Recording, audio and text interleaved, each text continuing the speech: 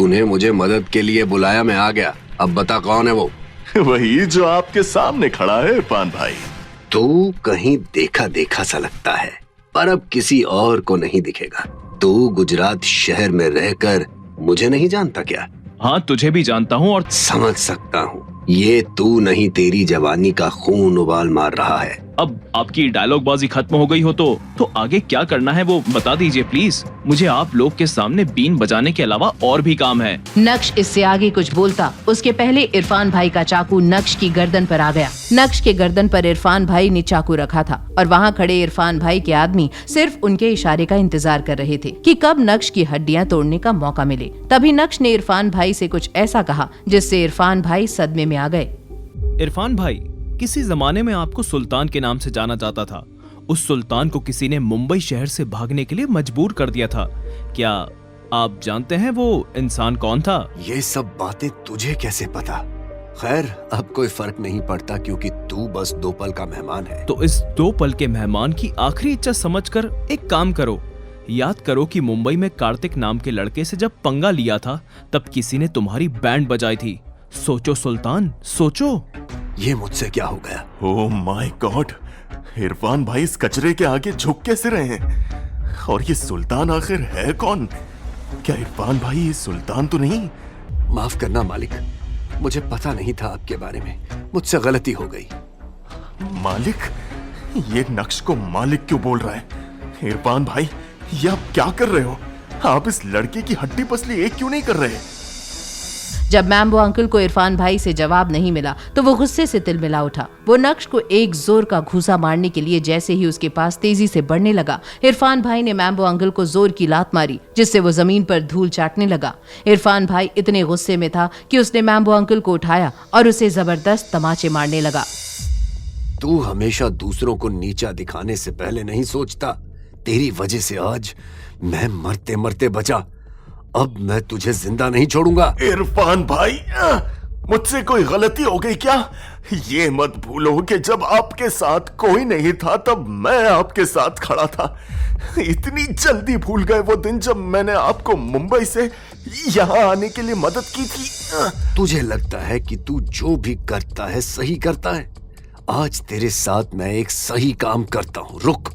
अपने बेटे की इस हालत को देख कल्याणी ने जावेरी परिवार के कुछ जवान लोगों को आगे भेजा, लेकिन उन्होंने जैसे ही इरफान भाई के हाथों में चाकू देखा, सबके कदम मानो जम से गए। इरफान भाई नक्श के आगे नजरें झुकाकर खड़ा था।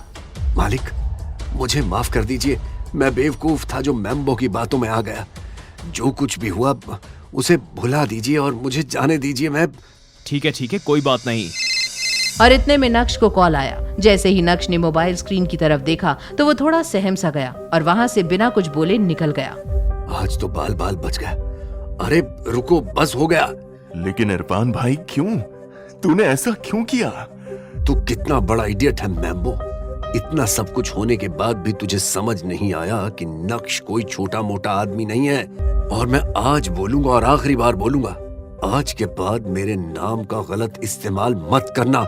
आज से तेरा और मेरा रिश्ता खत्म। इतना बोलने के बाद इरफान भाई अपने आदमियों को लेकर वहाँ से चला गया और जावेरी खानदान को अचानक से होश आया और वो मैम्बो अंकल के पास दौड़ते हुए आए। मैम्बो, तुम ठीक तो हो?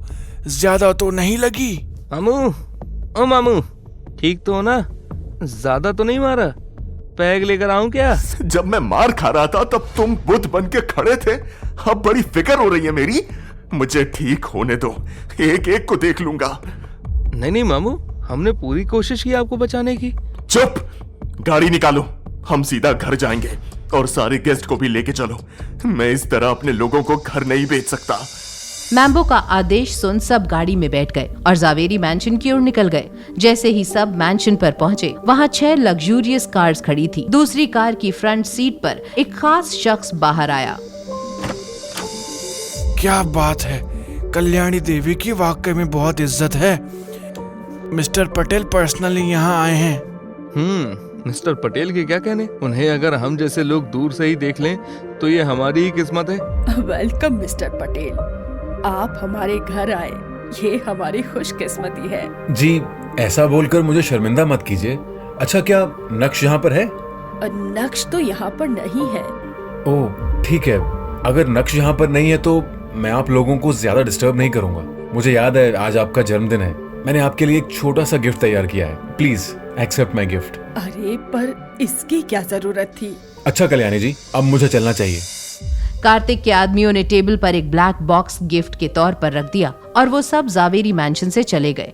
कल्याणी को पता था कि कार्तिक ने जो गिफ्ट दिया है वो प्राइसलेस होगा, लेकिन फिलहाल उस गिफ्ट से ज्यादा जरूरी मैम्बो अंकल का ख्याल रखना था। सो सब मैम्बो अंकल की देखभाल में लग गए और किसी ने भी उस ब्लैक बॉक्स को खोलकर नहीं देखा। आखिर क्या था उस ब्लैक बॉक्स में?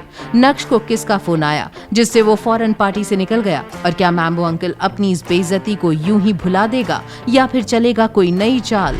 इन सभी सवालों का तुरंत जवाब चाहिए तो पॉकेट FM डाउनलोड करें और सुनें super hit series Insta empire.